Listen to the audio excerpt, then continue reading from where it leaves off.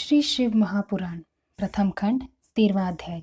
ब्रह्मा जी बोले, हे नारद, अब मैं तुम्हें वह वृतांत सुनाता हूँ जिस प्रकार इस मैथुनी सृष्टि की उत्पत्ति हुई। भगवान सदाशिव से शक्ति प्राप्त कर मैंने एक पुरुष तथा एक स्त्री को अपने आधे आधे शरीर से उत्पन्न किया।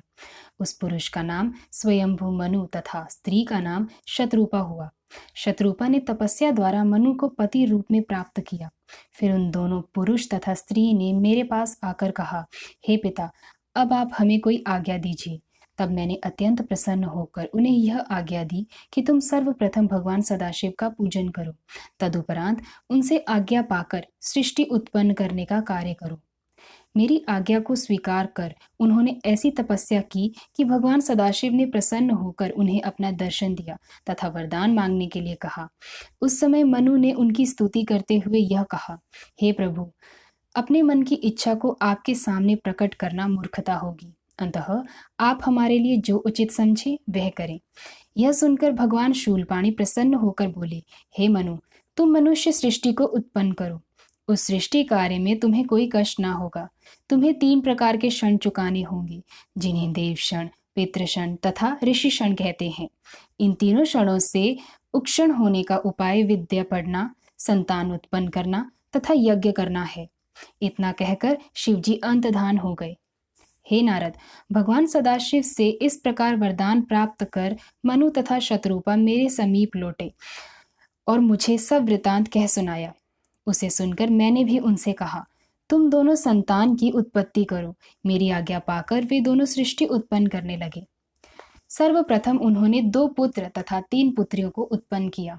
उनमें से एक पुत्र प्रियव्रत के नाम से प्रसिद्ध हुआ। उसने गृहस्थ आश्रम में प्रवेश कर श्रेष्ठ धर्म का पालन किया। उसकी संतान भी अत्यंत शीलवान हुई।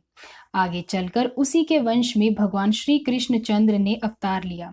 मनु के दूसरे पुत्र का नाम उत्तानपाद था। उसके वंश में भगवान श्री कृष्ण चंद्र ने अवतार लिया। उसके वंश में ध्रुव के समान योगी भक्त का जन्म हुआ।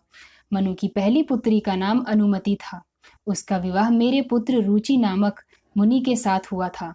वह पुत्र मुझे अत्यंत प्रिय था।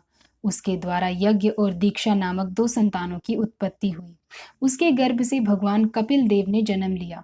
कर्दम मुनि की कला, अनुसया, श्रद्धा, निर्वर्चा, कर्मागति, शांति, अरुंधति, खयाति, वरहति तथा वृहति नामक 10 कन्याएं भी हुई।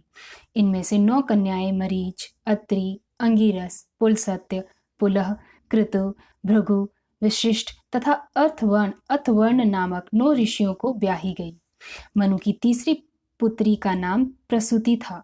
उसका विवाह दक्ष के साथ हुआ। उन दोनों से 60 कन्याएं उत्पन्न हुई। उनमें से दक्ष ने 10 कन्याओं का विवाह धर्मराज के साथ कर दिया। 27 कन्याएं चंद्रमा को दी तथा 13 कन्याएं कश्यप को, 4 कन्याएं ताक्षय को एवं भूत अंगिरस तथा कृशाशव को 2-2 कन्याएं ब्याह दी।